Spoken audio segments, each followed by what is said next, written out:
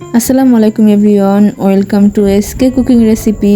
আজকে আমি আপনাদের সাথে শেয়ার করব পাকা আম দিয়ে মজাদার নাস্তা রেসিপি। এই নাস্তাটা কিন্তু একেবারেই তেল ছাড়া তৈরি করা যায়।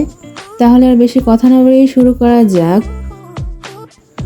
পাকা আমের নাস্তা বানানোর জন্য আমি এখানে একটি পাকা আম নিয়েছি। এখন এই পাকা আমটাকে আমি কিউব করে কেটে নিয়েছি। তারপর একটি ব্লেন্ডার জারে পাকা আমগুলো নিয়ে নিয়েছি। এখন আমি এগুলো খুব ভালোভাবে পেস্ট করে নিয়েছি। আপনারা তো দেখতেই পাচ্ছেন আম থেকে একদম স্মুথ পেস্ট বের হয়েছে। এখন আমের পেস্টটা আমি একটি বাটিতে নিয়ে নিয়েছি।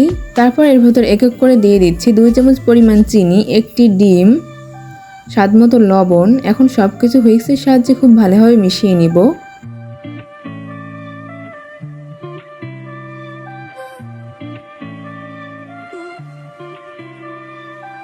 চিনিটা গলে যাওয়া পর্যন্ত খুব ভালোভাবে হুইস্কের সাহায্যে মিশিয়ে নিতে হবে। আমের সাথে চিনিটা খুব ভালোভাবে মিশে যাওয়ার পর দিয়ে দিচ্ছি 1 কাপ পরিমাণ আটা। এখন আমের সাথে খুব ভালোভাবে আটাগুলো মিক্স করে নিতে হবে।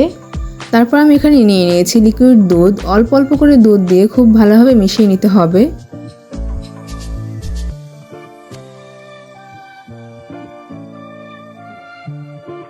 প্রথমে অল্প পরিমাণ দুধ দিয়ে খুব ভালোভাবে মিশিয়ে নেওয়ার পর দিয়ে দিচ্ছি 2 চামচ পরিমাণ ইস্ট, 1 চামচ পরিমাণ বেকিং পাউডার।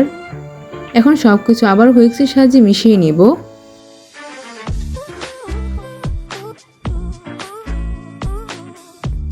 এখন আমি আবারও লিকুইড দুধ দিয়ে খুব ভালোভাবে মিশিয়ে নিচ্ছি।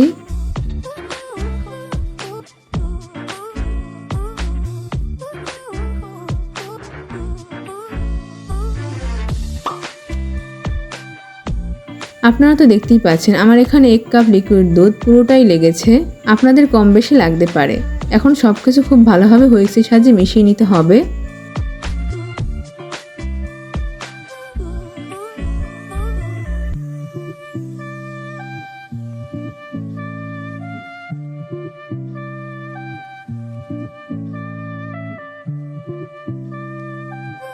সবকিছু খুব ভালোভাবে মিশিয়ে নেওয়া হয়ে গেলে আমি এটাকে রেস্টে রেখে দেবো প্রায় 10 থেকে 15 মিনিটের মতো। প্রায় 10 থেকে 15 মিনিট পর ফিরে আসলাম। দেখতেই পাচ্ছেন কতটা বাবলস ক্রিয়েট হয়েছে। এখন একবার আবারও খুব ভালোভাবে মিশিয়ে নিতে হবে। সবকিছু খুব ভালোভাবে মিশিয়ে নিয়েছি। এবার আমি সরাসরি চলে যাচ্ছি চুলাতে ভাজতে। আমি এখানে চুলাতে একটি ফ্রাই প্যান বসিয়ে এর উপরে ব্যাটার ঢেলে দিচ্ছি। তারপর ঢাকনা দিয়ে প্রায় 10 থেকে 15 সেকেন্ডের মতো রাখলেই হয়ে যাবে। মাশাআল্লাহ, দেখতেই পাচ্ছেন পিঠাগুলো কতটা ছিদ্রযুক্ত হয়েছে। ঠিক এই একই রকম করে সব পিঠাগুলো আমি ভেজে নিব। মাশাআল্লাহ, দেখতেই পাচ্ছেন এই পিঠাটা অনেক সুন্দরভাবে ফুলে উঠেছে আর অনেক ছিদ্রযুক্ত হয়েছে।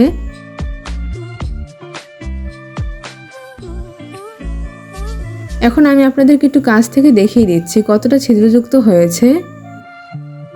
আর অবশ্যই চুলার জালটা একেবারে লো হিটে রাখতে হবে।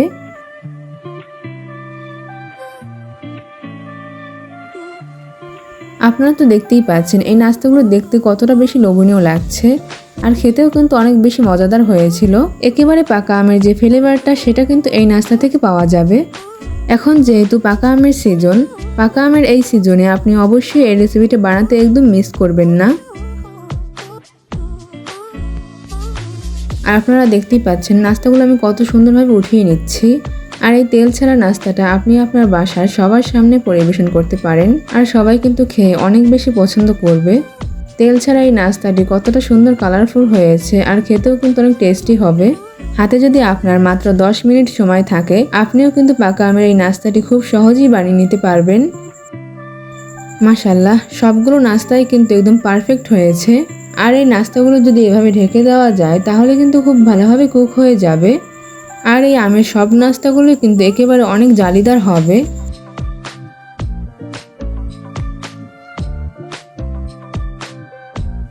আপনারা তো সবাই দেখতেই পেয়েছেন আমি সবগুলো নাস্তাই খুব ভালোভাবে বানিয়ে নিয়েছি। আজকের এই পাকা আমের নাস্তা রেসিপিটা আপনাদের কাছে কেমন লেগেছে অবশ্যই আমাকে কমেন্ট করে জানাতে ভুলবেন না। যারা যারা এখন পর্যন্ত আমার এই নাস্তা রেসিপিটার সাথেই ছিলেন সবাইকে অসংখ্য ধন্যবাদ ধৈর্য সহকারে আমার রেসিপিটা দেখার জন্য।